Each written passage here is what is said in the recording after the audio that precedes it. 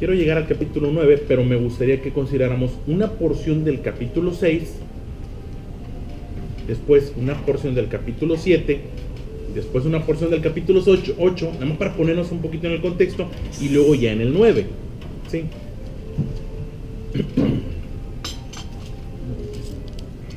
Libro de los Hechos, hay un personaje que quiero que consideremos una situación de él, pero está diseminada, está algo diseminada. Entonces, para ponernos un poquito en el contexto, empieza en el capítulo 6, verso 8, después en el 7:55, después en el 8:1, luego en el 9:1. Entonces así nos vamos, no lo llevamos como lectura comentada.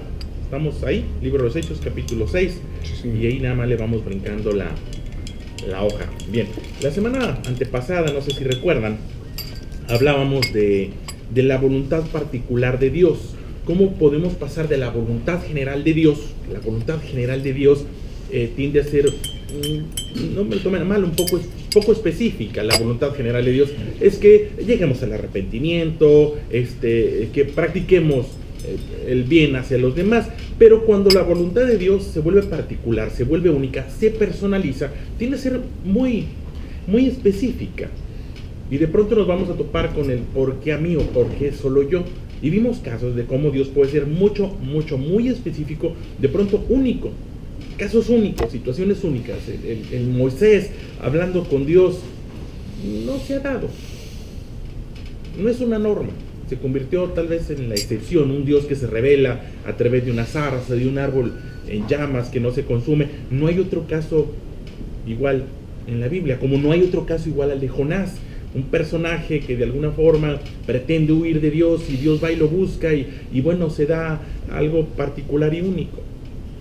Porque Dios es particular y de pronto es único. Y bueno, en ese proceso quiero que veamos, o en esa forma de pensar quiero que veamos a alguien y que entendamos cómo en el proceso de acercarnos a Dios nos pudiéramos ver en la necesidad de modificar algo particular únicamente nosotros, ¿sí?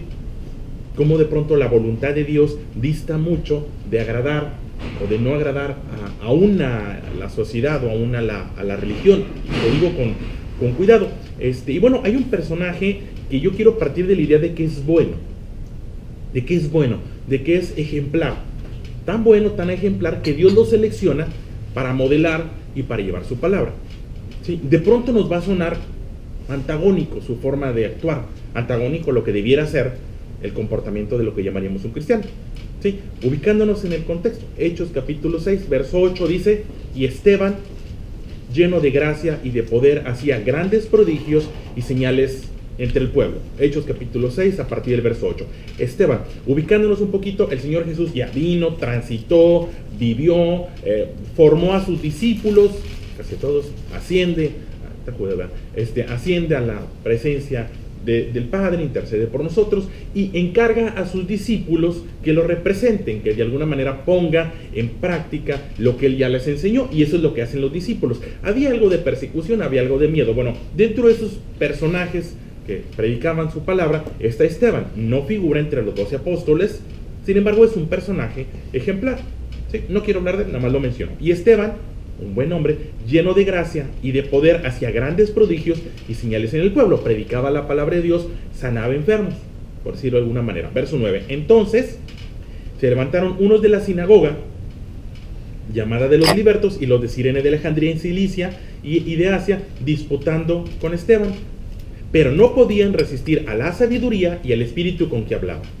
Entonces sobornaron a unos para que dijesen que le habían oído hablar estas palabras blasfemas contra Moisés y contra Dios. Hicieron con Esteban lo mismo que hicieron con Jesús. No lo pudieron resistir, no encontraron argumentos sólidos, inteligentes, no podían con su sabiduría y básicamente lo acusaron de blasfemia, de blasfemar contra Dios, de blasfemar contra Dios, que es lo mismo que hicieron con Jesús. ¿Sí? Lo acusaron de que él había blasfemado contra Dios. Bueno, lo llevan ante una corte, lo llevan ante un grupo para enjuiciarlo. ¿Sí? Nos brincamos al capítulo 7, verso 55. Esteban da una buena defensa y su buena defensa no lo lleva a la libertad. Diríamos, sí, respondes bien, debieras llevarte. No, su buena defensa los confronta con su realidad. Y bueno, esto es lo que sucede. Hechos capítulo 7, verso 55. En alguna oportunidad yo les diría que leyeran todo el 6, todo el 7, pero el 55. Pero Esteban, lleno del Espíritu, puesto los ojos en el cielo, vio la gloria de Dios y a Jesús que estaba a la diestra de Dios. Y dijo: he aquí veo los cielos abiertos y al Hijo del Hombre que está a la diestra de Dios. Esto es, después de llevar su defensa, deciden que no lo van a liberar y deciden que lo van a apedrear. Es un buen hombre que está haciendo lo bueno y lo llevan a apedrearlo. Y mientras lo están apedreando, mientras lo están lapidando, es donde Esteban dice esta expresión, 7:55, ¿sí? Pero Esteban, lleno del Espíritu Santo, mientras lo apedreaban, ¿sí?, puesto los ojos en el cielo, mientras lo apedreaban, vio la gloria de Dios mientras lo apedreaban, y a Jesús que estaba a la diestra de Dios, y dijo: he aquí veo los cielos abiertos y al Hijo del Hombre que está a la diestra de Dios. Entonces ellos, dando grandes voces, se taparon los oídos y arremetieron a una contra él, y echándole afuera de la ciudad, le apedrearon. Y los testigos pusieron sus ropas a los pies de un joven que se llamaba Saulo. Ahí, ojo con esto, Saulo. Y apedreaban a Esteban mientras él invocaba y decía: Señor Jesús, recibe mi espíritu. Y puesto de rodillas, clamó a gran voz: Señor, no les tomes en cuenta este pecado. Y habiendo dicho esto, durmió. ¿Sí? Pero surge ese personaje, Saulo. Ahí surge ese Saulo. Es de quien quiero hablarles.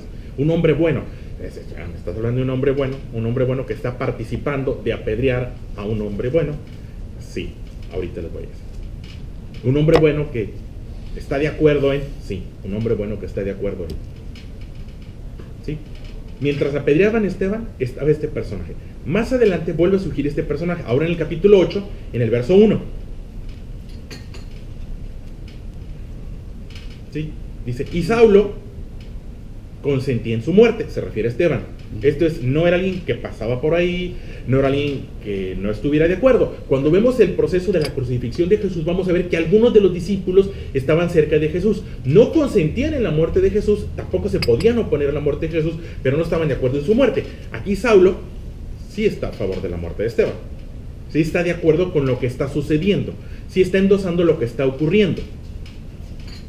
Sí está contra Esteban y contra la prédica de la palabra. Está en contra de un hombre que predicaba la palabra de Dios y que oraba por los enfermos y que sanaban. Ese es Saulo. 8, verso 1. Y Saulo consentía en su muerte. En aquel día hubo una gran persecución contra la iglesia que estaba en Jerusalén, y todos fueron esparcidos por la tierra de Judea y de Samaria, salvo los apóstoles. Verso 2. Y hombres piadosos llevaron a enterrar a Esteban e hicieron gran llanto sobre él. Verso 3. Y Saulo asolaba la iglesia, y entrando casa por casa, arrasaba a hombres y a mujeres y los entregaba en la cárcel. Ese es Saulo. O sea, Pablo. 9. Después, Hechos capítulo 9, verso 1. Y Saulo, una vez más, respirando aún amenazas y muerte contra los discípulos del Señor, vino al sumo sacerdote, ¿sí?, y le pidió cartas para la sinagoga de Damasco, a fin de que si hallase algunos hombres o mujeres en este camino, en el camino de Dios, en el camino de Jesús, los trajese presos a Jerusalén para matarlos. ¿Sí? Ese es Saulo. En este momento no es popular. Después de yo les dije, yo no creo que lo vean como alguien popular. Definitivamente no lo veríamos como alguien ejemplar, sin duda. No voy a defender sus acciones. Sin embargo, Saulo no era un Barrabás. Cuando vemos el contexto de la Biblia, en el contexto, Barrabás era un delincuente que por ser ladrón estaba sentenciado a muerte. Sin embargo, a través de un proceso, él sale libre. ¿Sí? Cuando vemos al Señor Jesús crucificado, describe que había dos personas, uno a la derecha, uno a la izquierda, que estaban detenidos por sus delitos y fueron enjuiciados y fueron llevados a muerte. Saulo no es un delincuente. En nuestro tiempo diríamos, es un delincuente. En ese tiempo no. Saulo no era perseguido por la autoridad judía, por la iglesia. Saulo no era perseguido por la autoridad romana, no era perseguido por lo civil. Lo que él estaba haciendo era permitido y de pronto hasta bien visto. ¿Sí? Era perfectamente legal. ¿sí? Era aceptable para la iglesia de la época. Imaginen esta reunión, a ver si lo logro. Hay una reunión en una iglesia, en una sinagoga, van con el sacerdote, el principal sacerdote, y llega Saulo. Hola, ¿cómo están? Un saludo, los pormenores, ponerse al día. Y Saulo, oye, te encargo cartas, y sí, aquí están tus cartas. Cartas para ir a perseguir a los cristianos, cartas para arrestar a los cristianos y cartas para enjuiciar y matar a los cristianos. Y él recibe sus cartas y se va. Eso es lo que dice la Biblia. Cuando Saulo se va, imagina al sacerdote la satisfacción. La satisfacción. ¿Por qué no tenemos más como Saulo? Mira, qué bueno, qué correcto, ¿por qué no hay más como Saulo? ¿Por qué no hay más como él? Que mira, viene él todo creyente, viene, nos busca, nos pide cartas para perseguir a los cristianos como se debe hacer. Y va y los enjuicia y los apedrea como hicimos con el malo de Esteban. Esa es su perspectiva. Saulo está haciendo lo que le enseñaron a hacer. En su apreciación, Saulo está agradando a Dios. Esa es su forma de ver. La autoridad no va tras él, porque la autoridad puede ser permisiva, porque la autoridad se puede corromper. No porque sea autoridad significa que esté en lo correcto. Ojo con esto. Por ahí decimos, es que toda autoridad es puesta por Dios y todo el que está... No, espérame, no siempre. No hagamos un absoluto. De pronto no. De pronto hay cosas, de pronto la autoridad es consciente en lo perverso y estás bien delante de la autoridad. De pronto dentro de la autoridad religiosa, y lo digo con cuidado, pero de pronto ya ha sucedido, no era la primera vez que la autoridad religiosa se corrompía y que agradabas a la autoridad religiosa y que la autoridad religiosa estaba de acuerdo con tu forma de vivir, pero no era correcto. La Biblia dice en una expresión de Proverbios que hay caminos que al hombre le parecen derecho, pero su fin es camino de muerte. Para Saulo era correcto lo que estaba haciendo, le parecía derecho, sin embargo su fin era camino de muerte. Y es que ¿en quién vas a agradar? ¿A Dios o a los hombres? Es tan fácil agradar a Dios, pero también es tan fácil agradar a los hombres. Pablo estaba agradando a los hombres. Repito, él dormía tranquilo. La autoridad no está contra mí. Y la iglesia del momento no estaba contra él. Porque podemos tener prácticas aceptables por la iglesia, pero cuestionadas por Dios. Y sin embargo, Dios sabe que Pablo es bueno. Dios sabe que Pablo es bueno, y tan sabe que es bueno que va y lo busca. Cualquiera diría que es desechado por Dios. No. Dios ve el corazón. Y bueno, continúa en el verso 9. Quiero continuar con una historia de cómo Pablo se encuentra con Dios. Ya se había encontrado con la autoridad civil y no tenía problema. Ya se había encontrado con la autoridad religiosa y no había problema. Pero no se había encontrado con Dios. Y aquí viene el proceso de Saulo. Dice Saulo, Hechos capítulo 9, verso 1. Y Saulo, respirando una amenaza, verso 1, amenazas y muerte contra los discípulos del Señor, vino al sumo sacerdote y le pidió cartas para la sinagoga de Damasco, a fin de que si hallase algún hombre o mujer que en este camino lo trajese presos a Jerusalén. Mas yendo por el camino, va a buscar creyentes, va a buscar cristianos. Sí, yendo por el camino, ¿sí?, que a él le parece derecho, yendo por el camino, aconteció que al llegar cerca de Damasco, repentinamente le rodeó un resplandor de luz del cielo. Y cayendo en tierra, oyó una voz que le decía: Saulo, Saulo, ¿por qué me persigues? ¿Por qué me persigues? Perseguir es molestar, es conseguir que alguien sufra o padezca, procurándole hacer el mayor daño posible. Eso es perseguir, ir tras de alguien. Y en ocasiones una de las percepciones es para molestarlo. Una traducción de la Biblia en inglés, la English Version contemporánea, la versión inglesa contemporánea, dice: Why are you so cruel to me? ¿Por qué eres tan cruel conmigo? Reina Valera dice: ¿por qué me persigues? Esa traducción dice: Pablo, Saulo, Saulo, ¿por qué eres tan cruel conmigo? Él le dijo: ¿quién eres, Señor? ¿Quién eres? Y le dice: yo soy Jesús, a quien tú persigues. Dura cosa te dar coces contra el aguijón. Él, temblando y temeroso, dijo: Señor, ¿qué quieres que yo haga? Esto es, yo ya hice lo que la iglesia quería, yo ya hice lo que la autoridad quería, yo ya logré satisfacer a los hombres. Los hombres no están contra mí, los hombres no me señalan. Pero ahora, ¿qué quieres tú que yo haga? Y el Señor le dijo, levántate y entra a la ciudad y se te dirá lo que debes hacer. Se te dirá. Dios, Jesús en esa revelación no le dijo lo que tenía que hacer.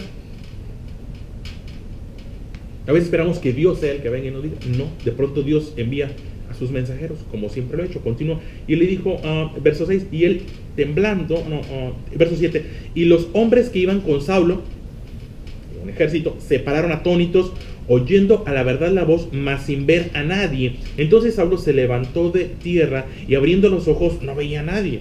Así que llevándole por la mano le metieron en Damasco, donde estuvo 3 días sin ver y no comió ni bebió.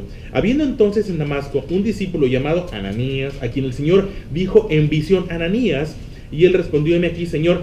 Y el Señor le dijo, levántate y ve a la calle que se llama Derecha, y busca en casa de Judas a uno llamado Saulo de Tarso, porque aquí él ora.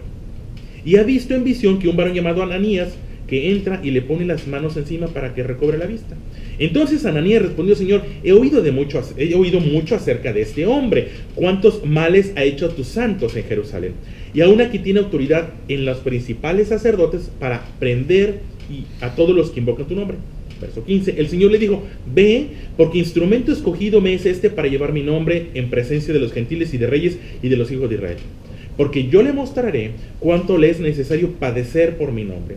Fue entonces Ananías y entró en la casa y poniendo sobre él las manos, dijo, hermano Saulo, el Señor Jesús, que se te apareció en el camino por donde venías, me ha enviado para que recibas la vista y seas lleno del Espíritu Santo. Y al momento le cayeron de los ojos como escamas, y recibió al instante la vista, y levantándose fue bautizado. Y habiendo tomado alimento, recobró fuerzas, y estuvo Saulo por algunos días con los discípulos que estaban en Damasco. Enseguida predicaba a Cristo en las sinagogas, diciendo que este era el Hijo de Dios. Y todos los que le oían estaban atónitos y decían, ¿no es este el que asolaba en Jerusalén a los que invocaban este nombre? Y a eso vino acá, para llevarlos presos ante los principales sacerdotes. Pero Saulo mucho más se esforzaba y confundía a los judíos que moraban en Damasco, demostrando que Jesús era el Cristo. Saulo se convierte en Pablo, autor de más de la mitad de los libros del Nuevo Testamento. Y de pronto pudiéramos tomar partido y estar a favor de Pablo y no estar a favor de Saulo. Es decir, Pablo hacía lo bueno, Saulo hacía lo malo. Pero espérame, Pablo era bueno haciendo cosas malas. Pablo era bueno agradando a los hombres. Pablo era un bueno agradando a la iglesia. Y en ese sentido es que de pronto nos podemos quedar en esa situación. Y lo digo con cuidado, lo digo de veras temeroso. Pero este es el mensaje. No siempre los malos hacen lo malo, de pronto los buenos, los que estamos cerca de la iglesia, muy cerca de la iglesia, los que somos los consentidos del pastor, del ministro, del sacerdote, los que somos los ejemplares dentro de la iglesia, nos podemos topar haciendo lo malo. Es que yo no soy un asesino y definitivamente no estoy persiguiendo a los creyentes. Tal vez no, pero hay caminos que al hombre le parecen derechos y su fin es camino de muerte. Porque la complacencia que debemos de buscar es la complacencia de Dios. Y yo estoy seguro que te vas a justificar y que yo me puedo justificar todo y cada una de las cosas que hago las puedo justificar o defender. Cuando el Señor Jesús va al bautizo, cuando el Señor Jesús fue bautizado por Juan el Bautista, dice que una voz del cielo dijo, este es mi Hijo amado, en él tengo complacencia. Jesús contaba con la complacencia de Dios, no con la complacencia de los hombres. Tan es así que la autoridad lo persigue y lo llevan a la cruz, porque no contaba con la complacencia de los hombres. Saulo, por el contrario, contaba con la complacencia de los hombres y contaba con la complacencia de la autoridad. Mano de Dios. ¿A quién estoy complaciendo? Hemos dicho de los políticos, como es que dicen, es que a lo mejor ellos no se dan cuenta, porque los que están alrededor, oye, tú muy bien, hombre, mira, te maquillo las encuestas y te digo, estás bien. A Saulo, lo que luego fue Pablo, la iglesia le dijo, estás bien. a Saulo, que luego fue Pablo, la autoridad le dijo, estás bien. Y los que iban con él, que era un grupo que dice que son los que estaban ahí, que escucharon la voz de Dios, no modificaron, no dice que hayan modificado, estaban bien, lo seguían. Pero no estaba bien delante de Dios. Él estaba persiguiendo de alguna forma. Pero sin embargo Dios ve el corazón. Y Dios se acerca para animarnos a modificar la conducta, para modificar la práctica. ¿Sabes que esta práctica en la cual nadie tiene problema con esa práctica? Obsérvenlo, y la autoridad está peleando ahorita porque se casen los del mismo sexo. No van a tener problema con la autoridad. Y hay iglesias que están dejando entrever que pudiera suceder. No hay problema con la autoridad, no hay problema con la iglesia. Pero tal vez haya problema con Dios, tal vez no tengan la complacencia de Dios. Y viene la luz. La Biblia, la palabra dice que lámpara es a mis pies su palabra. Esto es la luz. Y llega luz. Aquí hay luz. La palabra de Dios es luz. Llega un mensaje de Dios, te ilumina. Dice, ¿por qué me persigues? ¿Por qué eres tan cruel conmigo? ¿Por qué eres tan cruel con tu esposa? ¿Por qué eres tan cruel con tus hijos? ¿Por qué eres tan cruel con tus amigos? ¿Por qué eres tan cruel contigo mismo? Hay una expresión en la Biblia que dice que si un vaso de agua le das a alguien es como si se lo dieras a Jesús. Así dice la Biblia. Y entonces es lo inverso de lo contrario. Si tú lastimas a alguien es como si lastimaras a Jesús. Por eso le dice, ¿por qué eres tan cruel conmigo? ¿Por qué me persigues? Que yo no te estaba haciendo daño. Mira, pues sí, lo estás haciendo. Y bueno, se acerca, Pablo reconoce la voz. Qué bueno que nosotros podamos reconocer la voz y está dispuesto a modificar su conducta. Y viene la expresión cuando van y dice, instrumento escogido me es este, para llevar mi nombre. Y luego el plan, el proyecto, el gran proyecto de Dios para Saulo. Yo le mostraré cuánto le es necesario padecer. Es que Dios tiene un plan y un proyecto para ti. Sí, que padezcas. Sí, que padezcas. Hay que verlo, hay que tratar de asimilarlo. Dios no quiere que sufras, ¿eh? Dios no está a favor del sufrimiento de nadie. Dios no nos llama a sufrir. Si tenía una tía, es que, ay Dios, el camino, lo estás haciendo mal, ¿no? Dios no te llama a padecer. Dios dice que vino a darnos vida en abundancia. El hablar de padecer es soportar agravios, soportar injurias o llevar pesares. De pronto, el modificar mi forma de pensar me lleva a un padecimiento, ¿eh? Es que siempre lo he hecho así. Y el siempre lo he hecho así, cambiar y dejarlo, a veces conlleva el padecer, conlleva el modificar. Y los que están alrededor tuyo que te endosaban esa forma, que te endosaban esa práctica, de pronto te vas a ver en esa situación donde modificas y el yo ya no, y el yo ahora esto. Porque todo cambio en ocasiones lleva de la mano el padecimiento. Ya no fue más Saulo. Después de encontrarse a Dios, le cambian el nombre y ahora es Pablo.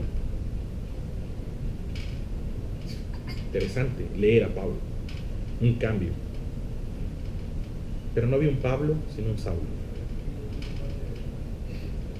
Cuando Dios ve el corazón, sin duda yo no dudo que estemos intentando agradar a Dios. Sin duda yo no dudo como Pablo, como Saulo estaba intentando agradar a Dios. Y nadie le reprochaba nada. Nadie, quiero que pienses en eso. Nadie le reprocha nada. Como de pronto hoy nadie te reprocha nada, ¿eh? Ni la iglesia, ni el sacerdote, ni nosotros, ni nadie te reprocha nada. Pero cuando la palabra de Dios se vuelve específica, cuando la palabra de Dios se vuelve mucho, muy personal.